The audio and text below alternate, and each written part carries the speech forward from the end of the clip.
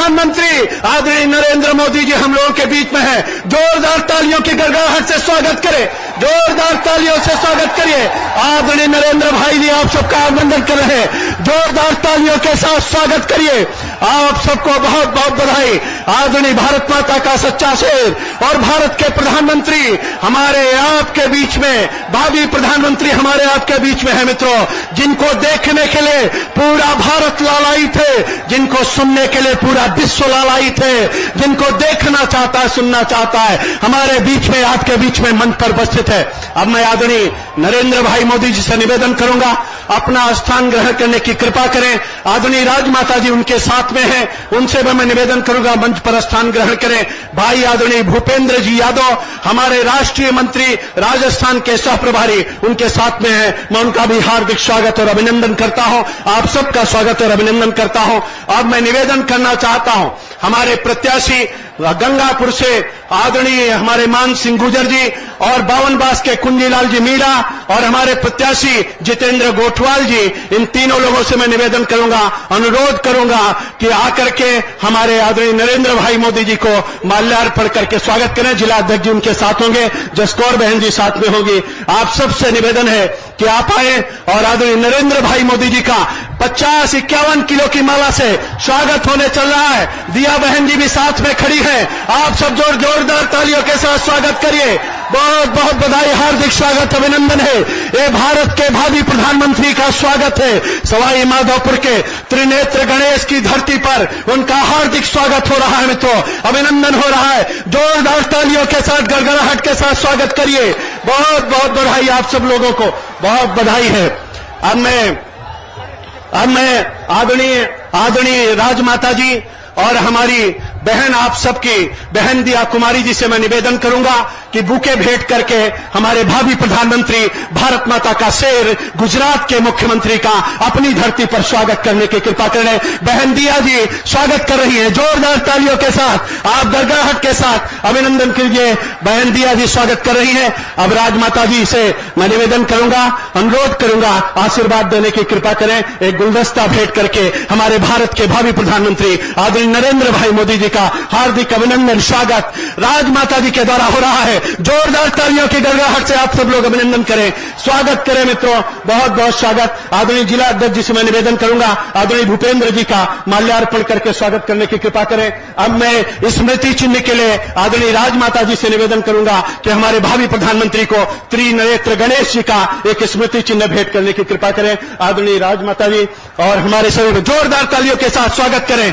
और मित्रों इसी क्रम में मैं अपनी बहन, आप सबके यहां की लोकप्रिय प्रत्याशी, जन जन के हृदय में छाई रहने वाली बहन दिया जी को आमंत्रित करता हूं। सवाई माधोपुर उनकी विधानसभा है, इसलिए 2 शब्दों में आदरणीय नरेंद्र भाई मोदी जी का स्वागत करेंगी। बहन दिया जी से मैं अनुरोध करता हूं, निवेदन करता हूं, आए और अपने भावी प्रधानमंत्री का स्वागत करें। बहन दिया जी।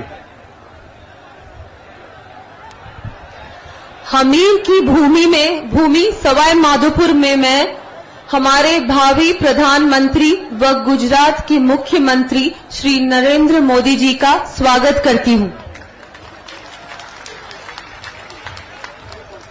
मैं आदरणीय नरेंद्र भाई मोदी जी को आमंत्रित करती हूं कि हमारा मार्गदर्शन करें। अब मैं आदरणीय आशा मीणा जी बहन जी से निवेदन करूंगा कि आए, आज उनकी ज्वाइनिंग यहां पर होनी है। मैं उनसे निवेदन करूंगा कि वो आए और हमारे भावी प्रधानमंत्री आदरणीय नरेंद्र भाई मोदी जी यहां पर उपस्थित हैं, उनके समक्ष उनकी ज्वाइनिंग होगी। बहन आशा मीणा जी हमारी प्रमुख हैं, आपसे निवेदन है, आप माल्यार्पण करके फूल भेंट करके आदरणीय नरेंद्र भाई मोदी जी का स्वागत करेंगी। बहन जी उनका बहुत बहुत, सवाई माधोपुर की प्रधान है, आप सब लोग जोरदार तालियों के साथ स्वागत करें। बहुत बहुत बधाई, बहुत बहुत धन्यवाद। मित्रों, आप सब लोग जानते हैं आज पूरा भारत ही नहीं बल्कि विश्व जिनको सुनना चाहता है उनके लिए आज सवाई माधोपुर की जनता यहां पर पलक पौड़े बिछाए हुए है। मैं 4 लाइनें कहना चाहता हूं मित्रों कि पर्वत पथ को आमूल डोलना होगा, शंकर को भी विध्वंसक नयन खोलना होगा, अस्पर अशोक को मुंड तोड़ना होगा और गौतम को भी जय जयकार बोलना होगा। और इन्हीं पंक्तियों के साथ मैं आज के भावी प्रधानमंत्री हम सबके चहेते आदरणीय नरेंद्र भाई मोदी जी को आमंत्रित करता हूं, निवेदन करता हूं इस महान जनता को अपना आशीर्वाद देने की कृपा करें। आदरणीय नरेंद्र भाई मोदी जी, बहुत बहुत धन्यवाद। नरेंद्र भाई जिंदाबाद, नरेंद्र भाई जिंदाबाद।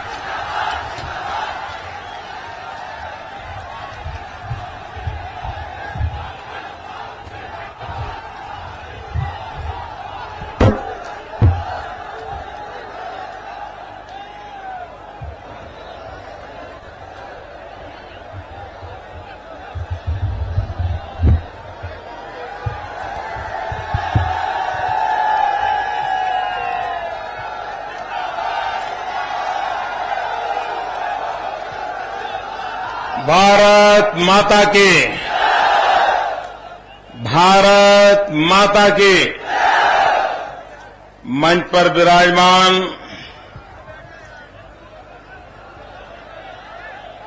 आदरणीय राजमाता जी, भारतीय जनता पार्टी के राष्ट्रीय सचिव श्रीमान भूपेंद्र यादव जी,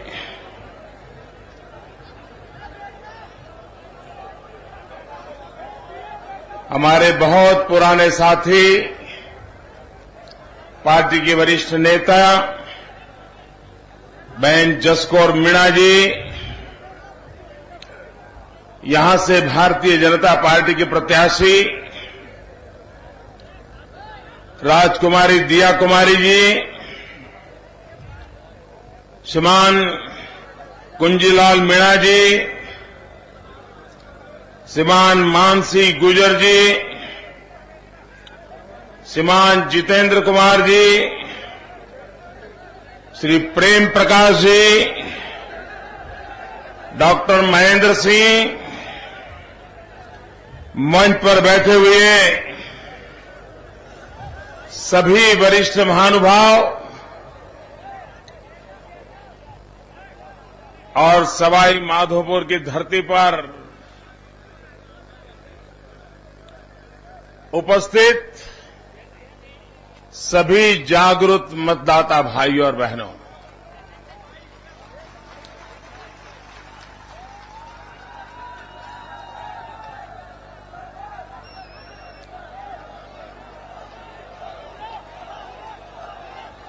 भाइयों बहनों, एक तरफ चुनाव की गर्मी है और दूसरी तरफ सूरज तप रहा है और आप लोग घंटों से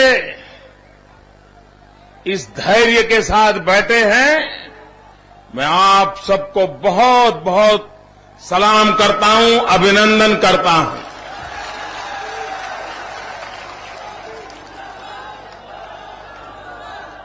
भाइयों बहनों, चुनाव की सभाएं होती है, उत्साह भी होता है, लेकिन मैं आज सुबह से देख रहा हूं, जहां जहां गया हूं, ये सिर्फ चुनाव सभाएं नहीं है मित्रों, ये जन आक्रोश की अभिव्यक्ति का दृश्य मुझे दिखाई दे रहा है।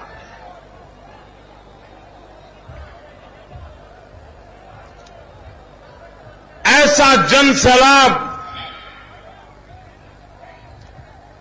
चुनाव सभाओं में नहीं होता है,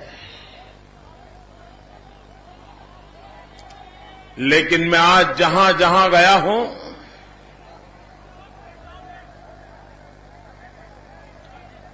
हजारों हजारों लोग की तादाद में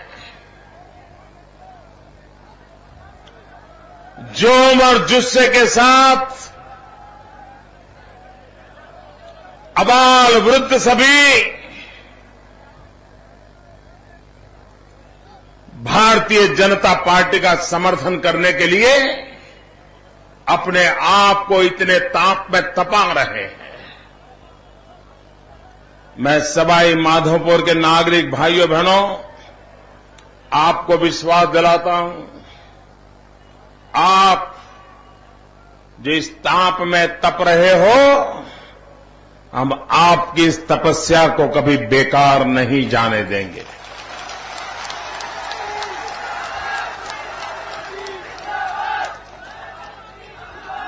भाइयों बहनों,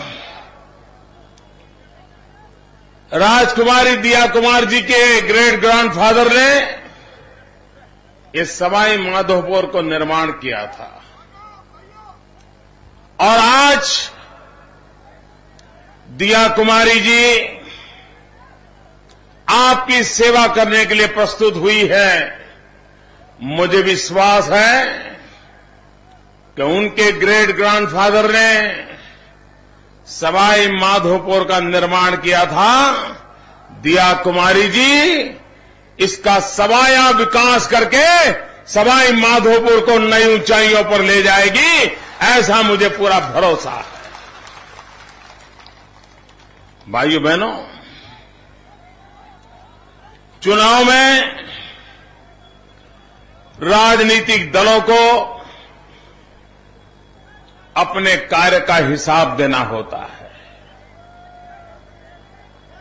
5 साल उन्होंने जनता की भलाई के लिए क्या काम किया,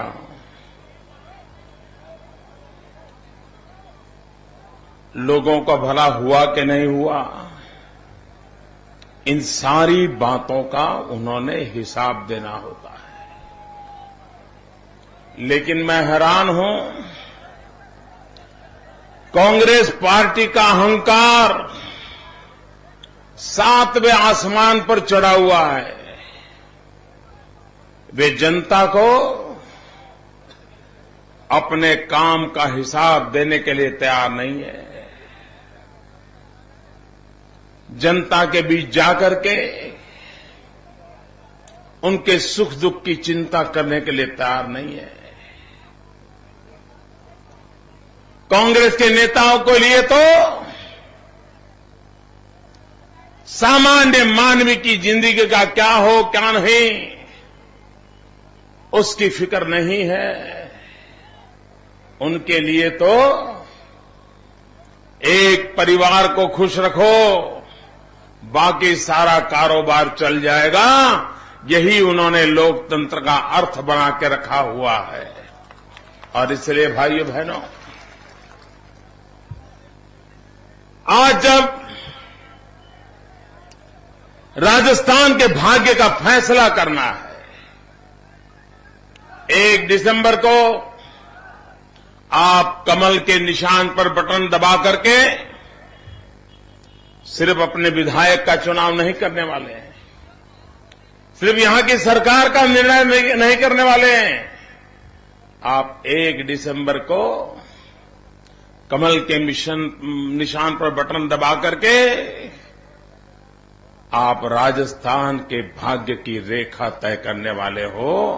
आप राजस्थान का भाग्य कैसा हो उसका निर्धार करने वाले हो। भाइयों बहनों, कांग्रेस पार्टी, उसके चरित्र को पहचानने की आवश्यकता है। ये पार्टी स्वभाव से, संस्कार से, आचार से, विचार से, व्यवहार से, ये पार्टी डिविजिव मेंटालिटी वाली पार्टी है।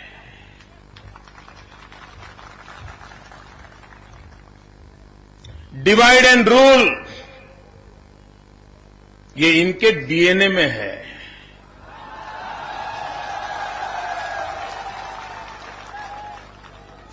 बांटो और राज करो, भाई भाई के बीच दीवार पैदा करो, ये कांग्रेस का चरित्र है। वे कभी जोड़ने का कार्यक्रम नहीं बनाते, जोड़ने की भाषा नहीं बोलते, तोड़ना यही उनकी फितरत है। और इसलिए भाइयों बहनों, आज देश बर्बादी के कगार पे आके खड़ा हुआ है। कांग्रेस पार्टी ने पहले देश को तोड़ा, भागला करो, विभाजन करो, उसके बाद उत्तर और दक्षिण में भेद किया, पूरब और पश्चिम में भेद किया, हिंदू और मुसलमान में भेद किया, जाति बिरादरी को लड़ाया, कभी ये बिरादरी, कभी ये जाति, कभी ये बिरादरी, कभी वो जाति। एक जाति को दूसरी जाति के खिलाफ लड़ा करके वे अपना राजनीतिक स्वार्थ सिद्ध करते रहे। भाइयों बहनों, जब तक हम कांग्रेस के चरित्र को नहीं पहचानेंगे, तब तक हमें समस्या का समाधान नहीं मिलेगा। हमें अशोक गहलोत की सरकार पे गुस्सा हो, हम उसको हरा दें, एक बात है। और मुझे विश्वास है राजस्थान इस बार कांग्रेस की सरकार को उखाड़ कर फेंक देने वाला है।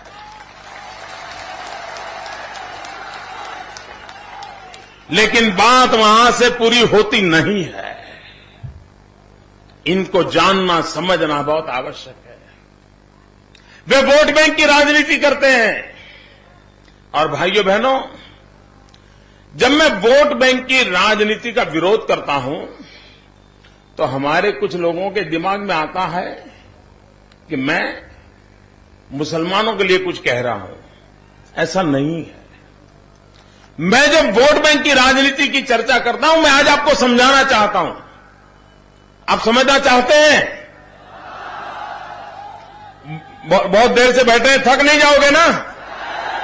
मैं बताता हूं जी। और लोकतंत्र में मेरा काम है, लोकतंत्र में मेरा काम है लोक शिक्षा का, और चुनाव लोक शिक्षा का महापर्व होता है। भाइयों बहनों, ये वोट बैंक की राजनीति हर किसी का कितना नुकसान करती है। होता क्या है, मान लीजिए 100 लोग मत डालने वाले हैं, उसमें से 60 लोग मत डालते हैं, 40 लोग तो मत डालते ही नहीं है। 60 में भी 10 लोग इधर उधर वोट डालते हैं। कोई छोटी पार्टी को डाल देता है, कोई तीसरे फंड को डाल देता है, कोई वोट कटर को डाल देता है। और यहां भी आपने देखा होगा ऐसे वोट कटर खड़े हैं।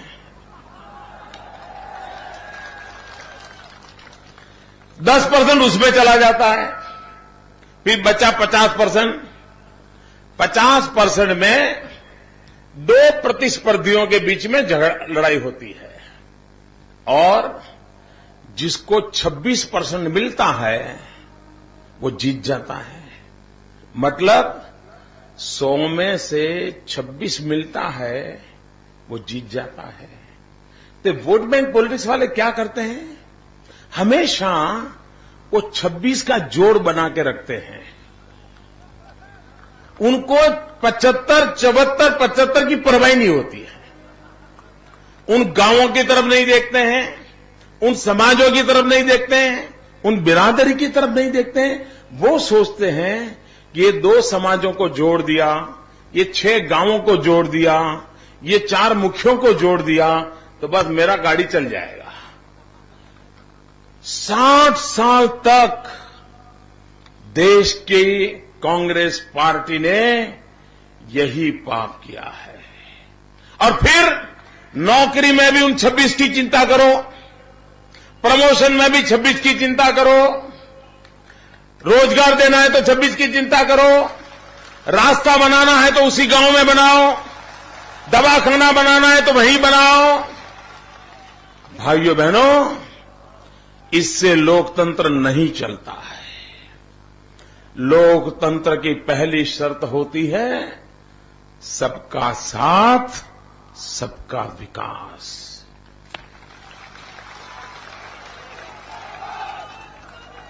भले किसी गांव से हमें वोट मिले या ना मिले, लेकिन गांव मेरे देश के नागरिक रहते हैं, उनकी भलाई मुझे करनी चाहिए। लेकिन कांग्रेस पार्टी ने ऐसा जहर फैलाया है, ऐसा जहर फैलाया है। वोट बैंक की राजनीति ने हिंदुस्तान के आंतरिक शक्ति को तहस नहस कर दिया है। जाति, बिरादरी, पंथ, संप्रदाय बर्बादी का मंजर पैदा किया है। और इसलिए मैं सवाई माधोपुर की धरती से राजस्थान के मतदाताओं को अपील करता हूं कि आप कांग्रेस के इस कारनामों से बचिए, कांग्रेस के इस खेल को पहचानिए और कांग्रेस से मुक्ति का अभियान चलाइए। देश जब तक कांग्रेस से मुक्त नहीं होगा, देश के अच्छे दिन नहीं आएंगे भाई।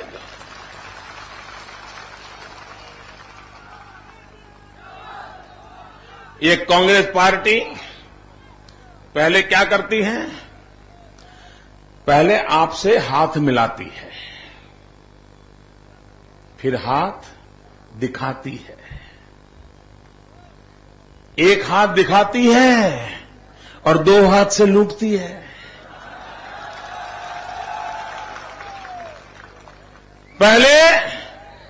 पहले हाथ मिलाती है, फिर हाथ दिखाती है, फिर हाथ अजमाती है और फिर हाथ की सफाई शुरू हो जाती है।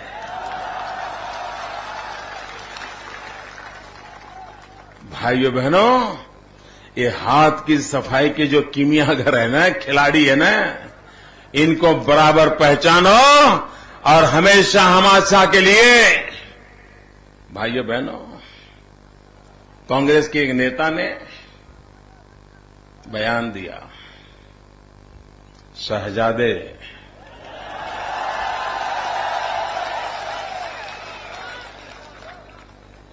उन्होंने कहा भाजपा चोर है, चोर। आप सहमत हो भाई? आप सहमत हो? आप सहमत हो? आप सहमत हो? बताइए। उन्होंने कहा भाजपा चोर है। मुझे बताइए मित्रों, ये लोकतंत्र की भाषा है? जरा जवाब दो, ये लोकतंत्र की भाषा है? ये शालीनता है? ये संस्कार है? ये भाषा लोकतंत्र में बोली जाती है? लेकिन इस देश में उनकी कोई चर्चा नहीं करता है। शहजादे है ना, मीडिया वाले भी डरते हैं कहीं लाइसेंस कैंसिल ना हो जाए। अभी मुझे 15 अगस्त को मेरा भाषण दिखा दिया मीडिया वालों ने, तो बेचारों को ऐसी आफत आई, ऐसी आफत आई है, दिल्ली सरकार उनको नोटिस पर नोटिस भेज रहा है। क्या समझते हो, मोदी को 15 अगस्त को दिन पूरा भाषण क्यों दिखाया? बताइए, क्या लोकतंत्र के ये तरीके होते मित्रों? कांग्रेस के मानसिकता में आतंकवाद भरा पड़ा हुआ है मित्रों। वो लोकतंत्र में विश्वास नहीं करते हैं।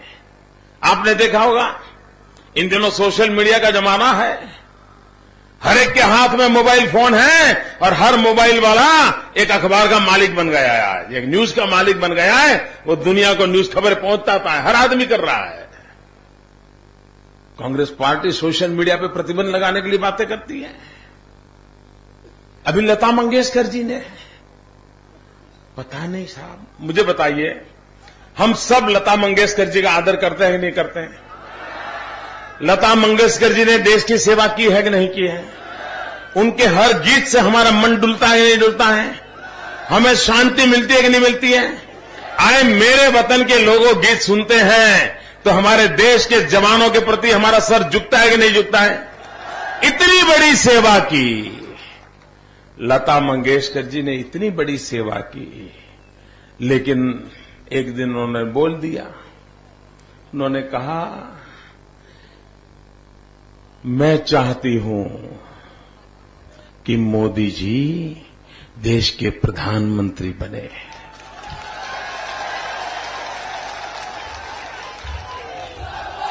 बस इतना बोला नहीं कि आसमान टूट पड़ा। चारों तरफ से कांग्रेस वाले मैदान में आ गए।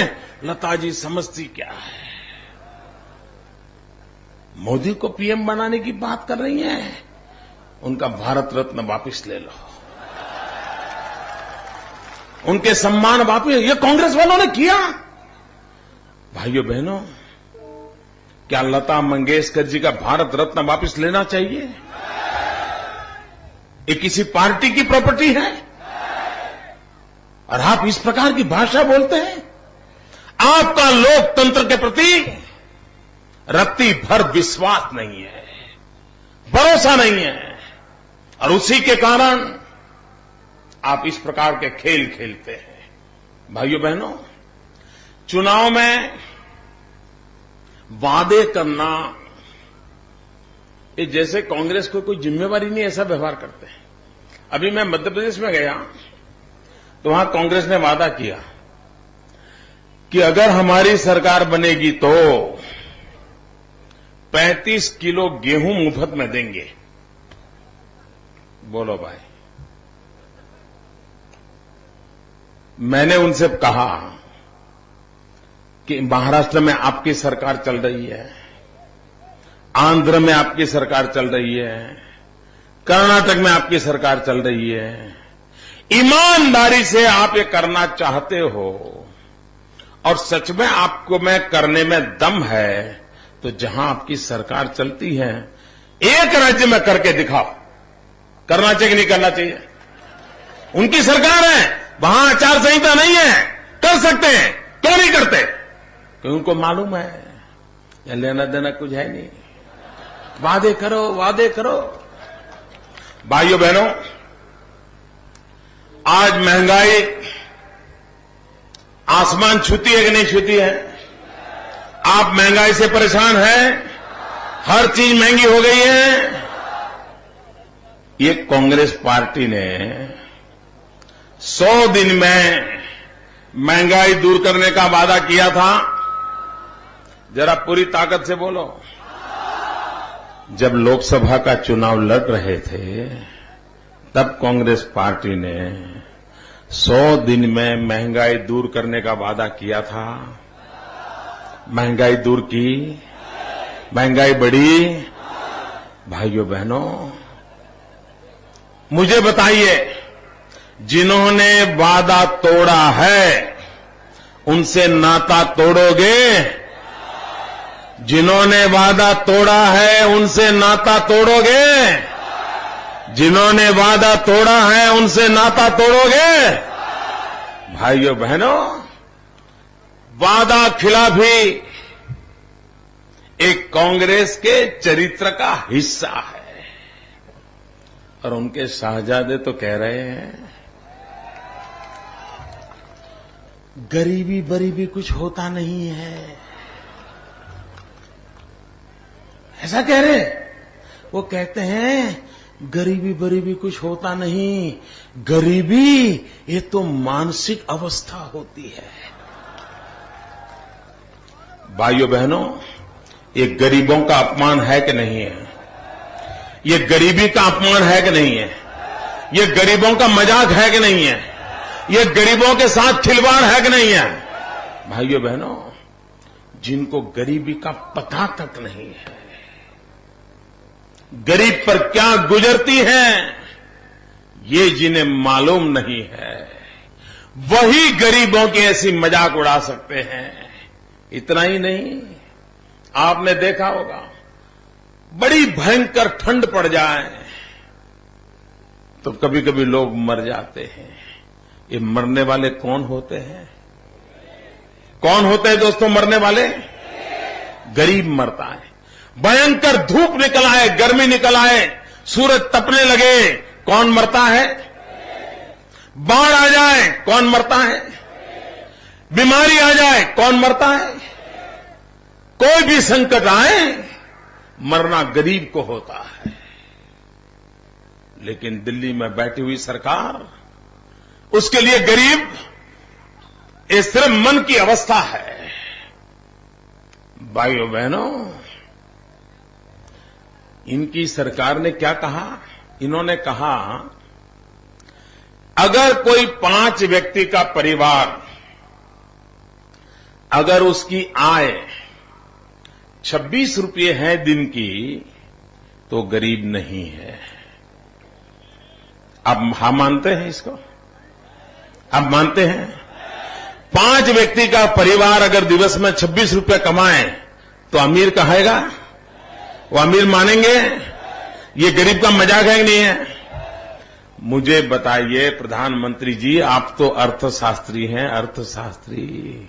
अरे 26 रुपये में 300 ग्राम प्याज नहीं आता है। 300 ग्राम प्याज, अगर 300 ग्राम प्याज नहीं आता है तो गरीब पेट कैसे भरेगा, घर कैसे चलाएगा? इतना ही नहीं, उनके तो एक नेता मैदान में आ गए, वो सीना तान करके बोलने लग गए, हमारे मुंबई में 12 रुपये में खाना मिलता है। भाई मिलता है 12 रुपये में खाना? 12 रुपये में खाना मिलता है? अरे क्या पानी की एक बोतल नहीं मिलती? 12 रुपये में पानी की बोतल नहीं मिलती है। ये जिनको जमीन का पता ही नहीं है, जनता की हालत का पता नहीं है, 5 सितारे होटलों में ही पले बड़े लोग गरीबों का मजाक उड़ाने की आदत बन गई है। और इसलिए भाइयों बहना, ऐसे लोगों को जिन्होंने पाला पोषा है, ऐसे लोगों को हिंदुस्तान की राजनीति से उखाड़ फेंकने की नौबत आ गई है। भाइयों बहनों, इस देश में आतंकवाद आए दिन निर्दोष लोगों को मौत के घाट उतार देता है। आतंकवाद इतना भयानक होता जा रहा है कि बेटा रोजी रोटी कमाने कहीं शहर में गया हो तो मां बाप को चिंता रहती है कि बेटा घर जिंदा लौट करके आएगा कि नहीं आएगा। आए दिन बम धमाकों की खबरें आती रहती है। और इतना ही नहीं मित्रों, हमारे पड़ोस में पाकिस्तान, हमारी सेना के जवानों के सर काट ले, सर काट करके उठा के ले जाए। हमारी सेना के जवानों को बंकर में आकर के गोलियों से भून दिया जाए। और भारत के रक्षा मंत्री संसद में बयान दे कि पाकिस्तानी सेना के यूनिफॉर्म में कुछ लोग आए थे। उनकी ये हिम्मत नहीं थी कहने की कि पाकिस्तान की सेना ने आकर के गोलियां चलाई, कहने की हिम्मत नहीं थी। और इतना ही नहीं, हमारी सेना के जवानों के सर काट लिए। और कुछ दिन के बाद पाकिस्तान के प्रधानमंत्री जयपुर आए और भारत सरकार ने उनको चिकन बिरयानी का भोजन कराया। और उनको पूछा तो कहते प्रोटोकॉल है, प्रोटोकॉल। यानी उनका प्रोटोकॉल है सर काटना और हमारा प्रोटोकॉल है उनका पेट भरना। क्या देश ऐसे चलता है? भाइयों बहनों, आज इस देश की सरकार पर किसी को भरोसा नहीं है, कोई विश्वास नहीं है। कांग्रेस पार्टी की राजस्थान की सरकार हो या कांग्रेस पार्टी की दिल्ली की सरकार हो, इस देश को उन पर भरोसा नहीं है। भाइयों बहनों, जिन पे हमारा भरोसा टूट चुका है, जिन्होंने हमारे साथ विश्वासघात किया है, जिन्होंने हमारे सपनों को चूर चूर कर दिया है, ऐसे लोगों को दोबारा राजस्थान की गादी देकर के हम अपना भविष्य बर्बाद नहीं कर सकते। यहां जो बड़ी उम्र के लोग बैठे हैं, मैं आपसे कहना चाहता हूं, आपने तो मुश्किलों में जिंदगी गुजारी, कठिनाइयों से दिन बिताए, तकलीफों से जिंदगी देते रहे, आपके कोई सपने पूरे नहीं हुए। क्या आप भी अपने संतानों को ऐसे ही जिंदगी जीने के लिए मजबूर करना चाहते हो? क्या आप चाहते हैं कि आपके संतानों की जिंदगी ठीक हो? अगर भाइयों बहनों आप चाहते हो कि आपके बेटे बेटियों की जिंदगी ठीक हो, तो इस सरकार को हमेशा हमेशा के लिए विदाई दे दो। और मैं आपको विश्वास देता हूं, जहां जहां भाजपा की सरकार होती है वहां विकास होता है। आप देखिए, मध्य प्रदेश कभी बीमारू राज्य माना जाता था, हमारे शिवराज सिंह चौहान को नेतृत्व मिला, भाजपा की सरकार बनी, और आज मध्य प्रदेश की गिनती बीमारू राज्य में नहीं होती है। मध्य प्रदेश के साथ साथ उत्तर प्रदेश का नाम भी बीमारू में था, बिहार का नाम बीमारू में था, राजस्थान का भी नाम बीमारू में था। क्या आज कोई राजस्थान का नागरिक कह सकता है कि अब राजस्थान का विकास इतना हुआ है, खेती खेत पानी इतना मिल रहा है कि अब राजस्थान बीमारू नहीं है? ऐसा कोई कह सकता है? क्या राजस्थान को बीमारू की श्रेणी से बाहर निकालना है? अगर राजस्थान को बीमारू की श्रेणी से बाहर निकालना है तो बीमार मानसिकता वाली कांग्रेस के हाथों से बाहर निकालना पड़ेगा। जब तक आप राजस्थान के भाग्य का फैसला कांग्रेस के हाथों में रखोगे, आपकी हालत वही होने वाली है जो पिछले 60 साल से आपने भुगती है। और इसलिए भाइयों बहनों, राजस्थान को विकास की नई ऊंचाइयों पर ले जाने के लिए मैं आपसे अनुरोध करने आया हूं, खास करके नौजवानों को अनुरोध करने आया हूं, माताओं बहनों को अनुरोध करने आया हूं, भारतीय जनता पार्टी के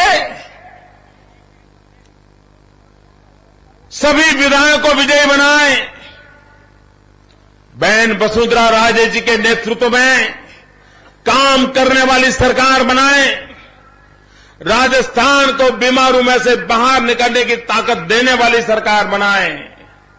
और मैं तो आपके पड़ोस में हुई हूं। भाइयों बहनों, विकास करने से क्या फर्क होता है, ये राजस्थान के लोग भली भांति जानते हैं। राजस्थान का कोई गांव ऐसा नहीं होगा जिसके 2-4 परिवार मेरे गुजरात में न रहते हो। मुझे राजस्थान में आकर के समझाना नहीं पड़ता है कि गुजरात कैसा है। अरे गुजरात में रहने वाले मेरे राजस्थान के भाई राजस्थान में जाकर के ढोल पीटते हैं गुजरात कैसा है। और गहलोत जी कह रहे कि हमें गुजरात से कुछ सीखना नहीं है। बोलो, क्या अहंकार है यार। मुझे कोई बताए कि गहलोत जी के पास अच्छी बात है, मैं सीखने को तैयार हूं। सीखना चाहिए भाई। अगर उनकी कोई अच्छी चीज है तो मैं तो अपने गुजरात में लागू करूंगा और मैं लिखूंगा कि राजस्थान से मैंने सीखा है। अरे हमें देश का भला करना है भाई। आप मुझे बताइए, इतना सूरज तपता है, सूरज मेरे यहां भी तपता है, लेकिन हमने क्या किया? हमने सूरज में से बिजली पैदा कर दी और ये सूरज ऐसे का ऐसा ढल जाता है, ये काम इन्होंने किया है भाइयों बहनों। 1 तारीख को फैसला होना है। ठंड शुरू हो गई हो तो भी सुबह से ही भारी संख्या में मतदान करें और पहले मतदान फिर जलपान, ये संकल्प लेकर के जाएं। जलपान करने से पहले मतदान करें। माताएं बहनें मतदान करें, नौजवान मतदान करें, कमल के निशान पर बटन दबाएं और वसुंधरा राजे की सरकार बनाएं। पूरी ताकत से भारतीय जनता पार्टी को विजयी बनाइए। सवाई माधोपुर के नागरिकों को बहुत बहुत शुभकामनाएं। भारत माता की, भारत माता की, भारत माता की। बहुत बहुत धन्यवाद आदरणीय नरेंद्र मोदी जी का। मित्रों, हमारे कमलेश जेलिया जी नगर पालिका के अध्यक्ष, उनसे निवेदन है आदरणीय नरेंद्र मोदी जी को स्मृति चिन्ह भेंट करके स्वागत करेंगे। कमलेश जेलिया जी हमारे नगर पालिका के अध्यक्ष। मित्रों, तख्त बदल दो, ताज बदल दो, बेईमानों का राज बदल दो। दोनों हाथ उठा करके आप लोग विश्वास दिलाइए कि हम सब लोग भारी मतों से अपने प्रत्याशियों को विजयी बनाएंगे। आप सब लोगों को जुल्मी कब तक जुल्म करेगा सत्ता के हथियारों से, जर्रा जर्रा कांप रहा है परिवर्तन के नारों से। आप सब लोगों ने मित्रों आदरणीय नरेंद्र भाई मोदी जी को सुना है। आप सब लोग पहले मतदान बाद में जलपान करेंगे। दुर्गेश राजावत जी हमारी भारतीय जनता पार्टी की महिलाओं के साथ ज्वाइन किए, उनका स्वागत है। अब मैं अपने जिला अध्यक्ष जी से अनुरोध करूंगा कि धन्यवाद ज्ञापित करने की कृपा करें। आदरणीय अध्यक्ष जी। सम्माननीय नरेंद्र मोदी जी आज राजस्थान के सवाई माधोपुर जिले के त्रिनेत्र गणेश की भूमि पर यहां के कार्यकर्ताओं से, आम जनता से निवेदन करना आए हैं कि 1 दिसंबर को होने वाले विधानसभा के चुनाव में सवाई माधोपुर विधानसभा की चारों सीटों को बहुमत से जिताकर भेजे। फिर विकास की जिम्मेवारी हमारी है। जैसा गुजरात में विकास हुआ वैसा विकास राजस्थान में होगा।